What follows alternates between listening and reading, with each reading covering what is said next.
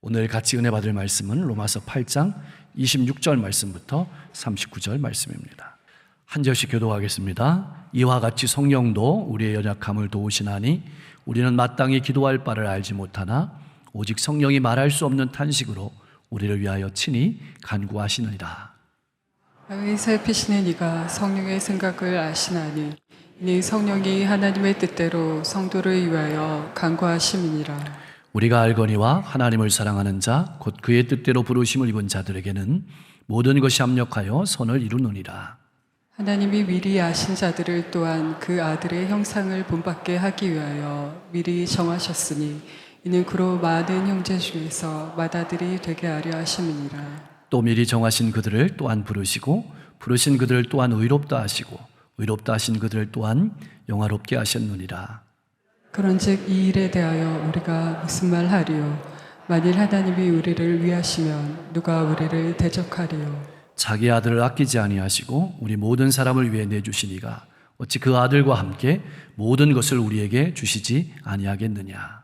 누가 능히 하나님께서 택하신 자들을 고발하리요? 의롭다 하시기는 하나님이시니. 누가 정죄하리요? 죽으실 뿐 아니라 다시 살아나신 이는 그리스도 예수시니 그는 하나님 우편에 계신 자요 우리를 위하여 간구하시는 자시니라. 누가 우리를 그리스도의 사랑에서 끊으리요? 환난이나 공고나 박해나 기근이나 적신이나 위험이나 칼이랴. 기록된 바 우리가 종일 주를 위하여 죽임을 당하게 되며 도살당할 양같이 여김을 받았나이다 함과 같으니라. 그러나 이 모든 일에 우리를 사랑하신 이로 말미암아 우리가 넉넉히 이기느니라. 내가 확신하노니 사망이나 생명이나 천사들이나 권세자들이나 현재일이나 장래일이나 능력이나 높음이나 깊음이나 다른 어떤 피조물이라도 우리를 우리 주 그리스도 예수 안에 있는 하나님의 사랑에서 끊을 수 없으리라. 아멘. 이 세상을 살아가는 신앙인으로서 우리의 문제는 자꾸만 세상의 방식으로 생각한다는 것입니다. 여러분, 내 인생이 잘 된다는 말의 의미는 무엇일까요? 이렇게 물으면 세상 사람들은 분명하게 대답합니다. 내 소원대로, 내 뜻대로 되는 것이 잘 되는 것입니다. 여러분은 어떻게 생각하십니까? 그것이 정말 잘 되는 것일까요? 그렇다면 우리는 왜 고난과 어려움을 견디는 것일까요? 그것은 잘 되는 일이 아니지 않습니까? 왜 젊어서 고생은 사사한다는 말이 있을까요? 우리가 어려움과 고난을 견디는 것은 당장 눈앞에 보이는 좋은 것이 꼭 좋은 것만은 아니고 당장 눈앞에 보이는 나빠 보이는 것이 꼭 나쁜 것만은 아니라는 사실을 알기 때문입니다. 만약 하나님께서 우리의 눈을 열어주시지 않았다면 어땠을까요? 우리는 그저 눈앞의 것만을 바라보고 울고 웃는 사람이 되었을 것입니다. 나만 아는 사람이 되었을 것입니다. 나만을 위해서 기도하는 사람이 되었을 것입니다. 조금 더 나아가면 나와 가까운 사람만을 위해서 기도하는 사람이 되었을 것입니다. 오로지 나만의 행복을 위해 살아가는 성도가 되었을 것입니다. 우리가 신앙의 길을 걸어가면서 잊지 말아야 할 것은 내 뜻보다 하나님의 뜻이 이루어지는 것이 유익하다고 고백할 수 있어야 합니다. 내 마음대로 되지 않는 것이 꼭 나쁜 것이 아님을 인정할 수 있는 신앙이 있어야 신앙이 바르게 성숙할 수 있습니다. 나는 어떻습니까? 하나님의 뜻이 이루어지기를 기도하며 신앙하고 있습니까? 아니면 내 뜻이 이루어지기를 기도하면서 신앙하고 있습니까? 참 주어진 삶에서 믿음으로 살아가려고 많은 성도님들이 부단히 애를 씁니다. 그렇게 부단히 애쓰지만 삶의 결과가 보이지 않을 때가 참 많습니다. 삶의 결과가 딱딱 눈앞에 보이면 열심히 안 살아갈 사람이 없을 것입니다. 그런데 그렇게 부단히 애쓰지만 삶의 결과가 보이지 않고 언제 그 결과가 나타날지 알지 못할 때 우리는 앞날이 걱정될 때가 많습니다. 계속 이렇게 걸어가야 되나? 그런 어려운 순간을 인내하면서 참고 기다리며 묵묵히 주어진 사역과 성도로서의 본분을 감당해내는 것은 정말 힘든 일입니다. 하루에도 몇 번씩 포기하고 싶은 마음이 생기지만 그래도 믿음 안에서 견디려고 몸부림치는 것이 바로 그리스도인으로서 우리가 지고 가는 고난입니다. 그래서 이 본문 말씀은 어떻게 하면 주님 앞에 설 때까지 하늘의 영광에 이르기까지 우리에게 주어진 그러한 그리스도인으로서의 고난을 견디면서 살아갈 수 있을 것인가를 우리의 가슴에 새겨주는 말씀이기도 합니다. 사실 미래에 대한 소망이 아무리 확실하고 영광스럽다 할지라도 현재 우리가 당하고 있는 고난을 견디기라는 것이 결코 쉽지가 않습니다. 사랑하는 성도 여러분, 우리가 고난 중에 있을 때, 외로움 중에 있을 때 하나님은 어디 계실까요? 하나님은 우리를 어떻게 도우실까요? 첫째, 성령께서는 우리의 연약함을 도우십니다. 우리는 연약한 존재이죠. 여기서 연약함을 도우신다는 말은 우리의 모든 연약함을 도우신다는 말인데, 특별히 이 본문 속에서는 믿음과 관련된 연약함을 도우신다는 것입니다. 믿음과 관련된 연약함이란 무엇일까요? 우리에게 어려움이 찾아오면, 문제가 찾아오면 우리는 당장 하나님 앞에 나가서 기도하기보다는 무력감에 일단 사로잡힙니다. 예수 믿기 전에 성품이 나옵니다. 일단은 원망할 곳을 찾습니다. 원망할 대상을 찾습니다. 비난합니다. 조금 더 가면 자신을 탓합니다. 좌절합니다. 숨습니다. 우리는 고난 속에 담긴 하나님의 뜻이 무엇인지, 그리고 미래를 어떻게 바라보고 대처해 나가야 될지 모릅니다. 그래서 좌절합니다. 그래서 탄식합니다. 그래서 넘어집니다. 그래서 낙심됩니다. 그럴 때 성령께서 도우신다는 뜻입니다. 여러분, 여기서 돕는다는 말은 우리가 생각하는 그냥 그런 도움이 아니고, 내가 약해서 무슨 일을 당하기 전에 성령께서 먼저 와서 나를 떠받쳐준다는 말입니다. 받쳐준다는 말입니다. 넘어지지 않게, 실족하지 않게 받쳐준다는 말입니다. 우리가 잘 아는 믿음의 조상 야곱은 도망치다가 베델을 잃었습니다. 지쳤습니다. 아무도 그와 함께하는 사람이 없었습니다. 그의 인생은 외톨이였습니다. 친구도 어머니도 그 어느 누구도 그와 함께하지 못했습니다. 가지고 있는 재산도 없었습니다. 앞으로 어떻게 될지 미래가 불투명했습니다. 그런 두려움과 실망과 좌절 속에서 돌베개를 하고 누웠습니다. 눈에서 눈물이 흘렀을 것입니다. 지금까지 살아왔던 자신의 인생이, 70의 평생이 순식간에 지나갔을 것입니다. 더 아픈 것은 내 인생의 미래에 어떤 일이 펼쳐질까? 그 두려움. 야곱은 인생길에 자기 혼자인 줄 알았습니다. 그렇게 미래를 두려워하고 연약함에 휩싸여 있을 때, 불안하며 두려워할 때 하나님께서 야곱을 찾아오셨고 하늘의 문을 열어주셨고 그를 만나주셨습니다.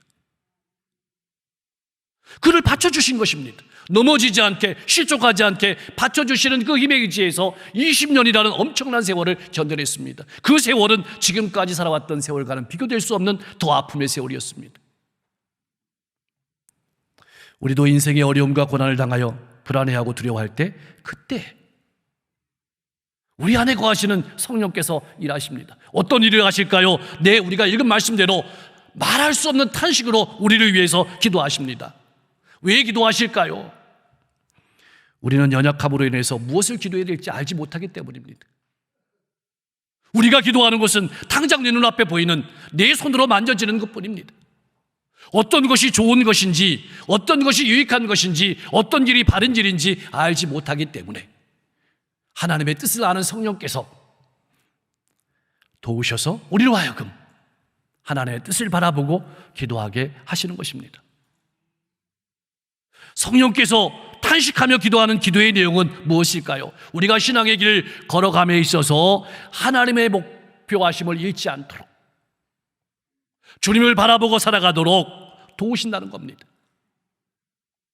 많은 문제가 있다고 경제적으로 힘들다고, 육신이 아프다고 그 목표에서 벗어나지 않도록 하나님의 도우심을 간구하는 것입니다. 그래서 미래를 향해 나아갈 힘을 주심으로 우리를 붙들어 주시는 겁니다. 오늘 우리가 이 자리에 앉아 있는 것은 그러한 성령의 도우심이 있기 때문입니다. 이것을 잊지 마십시오. 앞으로도 그렇게 우리를 인도하실 것입니다. 둘째로는 모든 것이 합력하여 선을 이루게 하십니다. 이 말씀은 이번 주 암송 말씀이기도 하고 모든 성도가 아마 좋아하는 말씀일 겁니다. 이 말씀을 모르는 성도는 없을 것입니다. 그러나 가장 좋아하는 말씀이기도 하지만 가장 오해하는 말씀이기도 합니다. 이 말은 행운이 따른다는 말로 이해하면 안 됩니다. 또는 낙관적으로 이해하면 안 됩니다. 상황이 그렇게 나쁜 것은 아니고 결국은 잘 풀릴 것이니 염려 놓으라, 희망 섞인 말도 아닙니다. 여러분, 희망과 믿음을 혼동하면 안 됩니다. 희망은 감정에 의지합니다. 믿음은 하나님께 의지합니다. 하나님의 말씀에 따르는 것이 믿음입니다. 나는 무엇을 따르고 있습니까? 내 감정을 따르고 있습니까? 하나님의 말씀을 따라 살아가고 있습니까? 무엇보다 이 말은 믿는 자들의 삶에 좋은 일만 일어날 것이라는 의미가 절대 아닙니다. 또한 모든 것이 잘 풀릴 것이라는 의미도 아닙니다. 우리는 때로 실수합니다. 넘어집니다. 파산합니다. 실직하기도 합니다. 사랑하는 사람을 먼저 떠나보내기도 합니다. 이해할 수 없는 인생의 많은 일들을 겪기도 합니다. 중병과 같은 감당하기 어려운 일을 만나기도 합니다.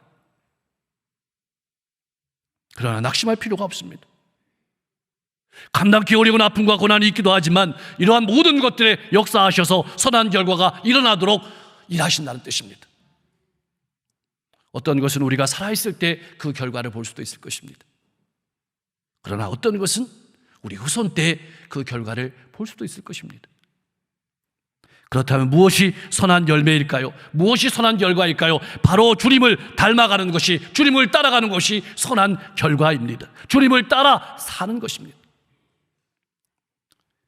이 세상에서의 성공과 이 세상에서의 결론이 아니라 하나님 앞에 서게 됐을 때 잘했다 칭찬받는 것을 바라보고 살아가게 하시는 것이 선한 결과입니다. 그렇게 우리를 만들어 가신다는 것입니다. 지금 당장 감당하기 어려운 아픔과 고통이 있지만 하나님께서 반드시 그 아픔과 고통을 통해서 예수님이 어떤 분이신지, 성령님이 어떤 분이신지, 하나님이 어떤 분이신지, 하나님이 나를 위해서 어떤 일을 하셨는지, 나를 위해서 어떤 기대를 가지고 계시는지 그것을 바라보고 살아갈 수 있도록 도우신다는 것입니다. 그러므로 낙담하지 마시고 믿음으로 힘내서 걸어가는 복된 인생이 될 수 있기를 소망합니다. 여러분, 우리가 잘 아는 바울 사도는 육체의 가시를 받았습니다. 고통입니다. 많은 성서학자들이 안질이나 간질로 보고 있습니다. 그러나 그 어떤 것이든 그것은 끈질긴 고통이었습니다. 감당할 수 없는 힘든 고통이었습니다. 감추고 싶은 고통이었습니다. 바울은 3번이나 간절하게 고쳐달라고 눈물로 기도했습니다. 그것은 정말 눈물의 기도였습니다.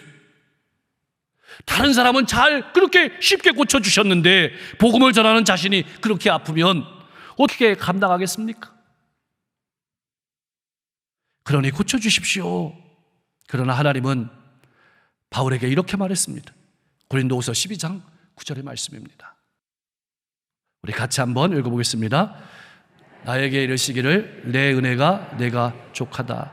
이는 내 능력이 약한 데서 온전하여 짐이라. 아멘. 무슨 말일까요? 특히 거북한 말씀입니다. 이 말씀의 의미는 하나님께서 바울의 연약함과 아픔, 고통을 통해서도 일하신다는 사실을 말씀하시는 겁니다. 내 아픔과 내 상처를 통해서도 말씀하신다는 사실을 이것은 우리에게 말하고 있는 것입니다. 그것은 매우 고통스러운 삶이었습니다.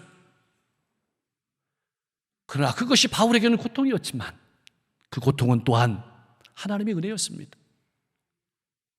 바울로 하여금 교만하지 못하게 하시고 낮추시고 겸손하게 하시고 나아가 그 약함을 통해서도, 그 아픔을 통해서도, 그 상처를 통해서도 하나님이 일하신다는 사실을 깨닫게 하신 것입니다. 이것을 깨닫고 바울은 삶의 전환이 일어났습니다. 그 아픔과 그 고통이 바울을 무너뜨리지 못했습니다. 바울에게는 기쁨이 찾아왔습니다. 그 뒤에 있는 바울의 고백은 우리를 놀라게 합니다. 이렇게 바울은 고백하고 있습니다. 19절 하반절에 보면 그러므로 도리어 크게 기뻐함으로 나의 여러 약한 것들에 대하여 자랑하리니 이는 그리스도의 능력이 내게 머물게 하려 함이라. 막연하게 기뻐한다면 정신 나간 사람일 겁니다. 바울은 자신의 인내가, 자신의 어려움과 고통이 하나님의 능력이 나타나고 주님의 영광을 위한 것이었기 때문에, 그것을 알았기 때문에 크게 기뻐했던 것입니다. 하나님께서는 우리를 예수와 함께 하늘의 영광을 받게 하기 위해서 예수님의 형상을 본받게 하시려고 그렇게 하시는 겁니다. 우리가 영원한 나라에 들어가기 위해서는, 예수님과 함께 하늘나라의 영광을 받기 위해서는 예수님과 함께 고난받는 것이 반드시 항상 필요하다고 말씀하시는 겁니다. 주님께서 재림하실 때 주님의 형상을 담는 것은 최종적으로 이루어지겠지만, 지금도 기도와 순종을 통해서 신자들의 삶 속에, 신자들의 성품 속에 주님의 형상을 이루어가고 있는 것입니다. 그러니 우리의 인생이, 우리에게 살아가는 한 시간 한 시간이 얼마나 살떨리는 시간입니까? 얼마나 기대되는 시간입니까? 자, 그렇다면 우리는 이렇게 속으로 말할 수 있습니다. 하나님께서 우리를 해를 입고 고난당하는 곳으로 몰아가신다는 뜻일까요? 절대 아닙니다. 오늘 이 말씀의 뜻은 어느 곳에 있든지 어떤 일이든지 하나님의 사랑은 분명하고 확실하다고 노래하고 있는 것입니다. 기억하십시오. 하나님의 사랑은 단순한 감정이 아닙니다. 그것은 구체적인 자기 희생입니다. 하나님께서 택하신 우리를 구원하시기 위해서 사랑하는 자기 아들을 아낌없이 십자가에 내어주신 것입니다. 죽음의 심판에 내어주신 것입니다. 그래서 32절 말씀은 이렇게 심하게 읽을 수 있습니다. 나는 너희를 위해서 예수 그리스도를 기꺼이 바쳤다. 사랑하는 성도 여러분, 진정한 사랑은 이처럼 아끼지 않는 것입니다. 모든 것을 주고도 더 주고 싶은 것이 사랑입니다. 우리가 하나님을 안다는 것이 무엇입니까? 나는 어떤 하나님을 믿고 있습니까?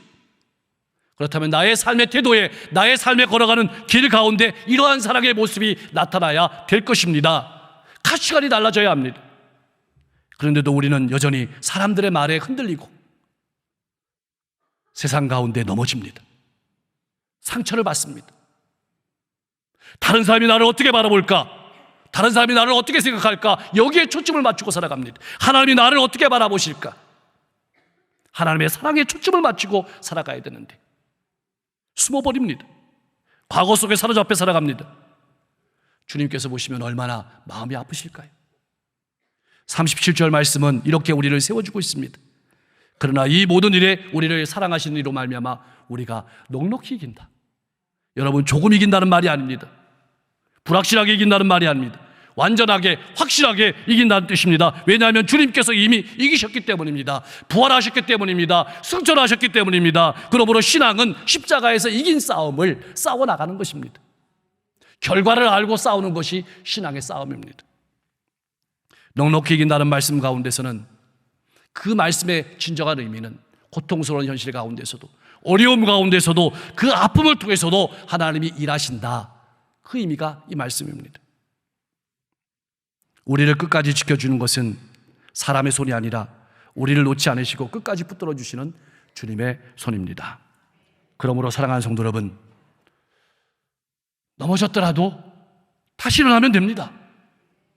다시 걸어가는 것이 신앙입니다. 결국 하나님의 선하신 뜻을 보게 될 것입니다. 승리를 얻게 될 것입니다. 마지막 결과를 알고 승리의 길을 걸어가는 것이 신앙생활이라는 것을 절대 잊지 마십시오. 38절 말씀에 확신한다는 말의 표현의 뜻은 설득되었다는 것입니다. 무엇에 설득되었다는 말일까요? 내 확신에 설득되었다는 것이 아닙니다. 하나님의 사랑에 설득된 것이 바로 여기서 확신하노니라는 것입니다. 이처럼 하나님의 사랑에 내가 설득될 때 우리는 확신을 가지고 어떤 어려움과 고통 속에서도 믿음의 길을 힘차게 걸어갈 수 있는 것입니다. 나는 어떤 것에 설득되어 살아가고 있습니까? 날마다 하나님의 사랑에 설득되어서 확신으로 믿음의 길을 끝까지 힘있게 걸어갈 수 있기를 간절히 축원합니다. 자, 그렇다면 남은 것은 하나일 것입니다. 우리는 지금 무엇을 하며 어떻게 살아야 할까요? 우리는 지금 무엇을 하며 어떻게 살아야 할까요? 구원에 합당한 삶을 살아야 합니다. 세상 풍조를 따라 살지 말아야 합니다. 그래서 우리에게 독생자 예수님을 보내주신 것입니다. 여러분 잊지 마십시오. 하나님의 사랑은 단순한 감정이 아닙니다. 우리를 구원하시기 위해서 자기 자신을 아끼지 아니하시고 바치신 분명한 사랑입니다. 이 사랑 때문에 성도는 삶 속에서 어떤 고난과 역경을 당한다 할지라도 두려워할 필요가 없는 것입니다. 그러므로 감정적인 사랑이 아니라 생활 속에서 그 사랑을 체험하며 확신과 소망을 가지고 살아가는 성숙한 신앙인이 되어야 합니다. 그럴 때 예수의 향기를 드러내는 복된 삶을 살아가게 되는 것입니다. 우리의 신앙의 길과 여정 가운데 고난은 있습니다. 어려움은 있습니다. 아픔은 있습니다. 그러나 우리를 사랑하시고 우리와 함께 하시는 하나님의 사랑을 무너뜨릴 것은 하나도 없습니다. 하나님의 사랑 안에서 성령의 도우심으로 날마다 승리하기를 소망합니다. 예수님께서는 믿고 따라오는 제자를 향해서 우리를 향해서 이렇게 말씀하셨습니다. 요한복음 16장 30절 말씀입니다. 우리 같이 한번 고백합니다. 이것을 너희에게 이르는 것은 내 안에서 평안을 누리게 하려 함이라. 세상에서는 너희가 환난을 당하나 담대하라. 내가 세상을 이기었노라. 아멘. 하나님이 우리를 사랑하신다고 해서 우리에게 어려움이 없는 것은 아닙니다. 우리에게도 오늘 말씀처럼 환난이 있습니다. 곤고가 있습니다. 박해가 있습니다. 굶주림이 있습니다. 헐벗음이 있습니다. 위험이 있습니다. 칼이 있습니다. 그러나 그 어떤 고난과 고통 속에서도 하나님의 사랑의 손길이 나를 붙들고 계십니다. 놓지 않으십니다. 승리하게 하시는 것입니다. 사랑하는 성도 여러분, 예수를 잘 믿는 것은 어떤 것일까요? 예수님을 잘 믿는 것은 어떤 것일까요? 하나님의 자녀라는 신분에 꼭 맞는 삶을 살아가는 것입니다. 그러므로 우리는 주님의 위로와 소망을 바라보며 걸어가야 합니다. 우리를 향한 하나님의 사랑은 결코 멈추지 않을 것입니다. 완성을 향해 나아갈 것입니다. 신앙은 진리를 믿는 것이기도 하지만 그것을 넘어섭니다. 진리를 체험하는 것입니다. 진리를 삶으로 체험하며 그 진리를 나타내며 살아가는 것이 신앙생활입니다. 2000년 전에는 바울 사도가 그런 아픔 속에서 하나님의 사랑을 그렇게 노래했다면 오늘 이 시대는 이 노래가 우리의 노래가 될 수 있기를 주님의 이름으로 간절히 축복합니다. 기도하겠습니다. 눈앞의 것만을 바라보는 신앙생활이 아니라 나만 바라보는 신앙생활이 아니라 하나님의 뜻을 바라보고 예수를 나타내는 신앙이 되게 하여 주시옵소서. 열심히 노력하고 힘을 기울이지만 때로 결과가 보이지 않을 때, 앞날이 걱정될 때 주님을 바라보며 인내하며 걸어가게 하여 주시옵소서. 성령께서 나를 위해 탄식하며 기도하시고 주님께서 하늘나라 보좌 우편에서 나를 위해 기도하고 계심을 믿고 아픔과 고난 속에 역사하셔서 선한 결과가 일어나도록 도우심을 바라보며 살아가게 하여 주옵소서. 나를 위해 독생자 예수님까지 아낌없이 나를 위해 내어주신 하나님의 사랑을 믿고 그 사랑에 붙들리어 힘있게 살아가는 성도가 되게 하여 주옵소서. 세상의 풍조나 세상의 가치를 따라 살아가지 않게 하시고 구원에 합당한 삶을 살아가게 하시고 예수와 동행하며 예수를 나타내는 삶이 되게 하여 주시옵소서. 날씨가 무덥습니다. 우리 성도님들 건강 잃지 않도록 지켜 주옵소서. 비로 인해서, 전쟁으로 인해서, 기근으로 인해서 어려움을 당하고 있는 많은 이들이 있습니다. 전쟁도 그쳐지고 또한 모든 피해도 속히 회복되게 하시고 어려움 당한 이들 그 마음도 그 환경도 주장해 주옵소서. 아동부 일엄성교학교 은혜 가운데 잘 맞춰지게 하시고 남아있는 우리 청소년부, 청년부 수련을 통해서 다음 세대가 더 건강하게 설 수 있도록 역사해 주시고 8월 20일 있을 하디 기념 소개를 통해서 하디 선교사님의 회심이 우리의 힘이 되게 하시고 지역과 민족과 시대를 새롭게 보는 관점이 열릴 수 있도록 인도해 주시며 오늘도 복음을 들고 나가는 모든 선교사님들의 발걸음을 힘있게 하여 주셔서 저들이 가는 곳마다 수많은 영혼들이 주님께 돌아오게 하여 주옵소서. 성도들 가정이 행복하게 하시고 일터가 행복하게 하시고 이웃과 관계가 행복하게 하여 주옵소서.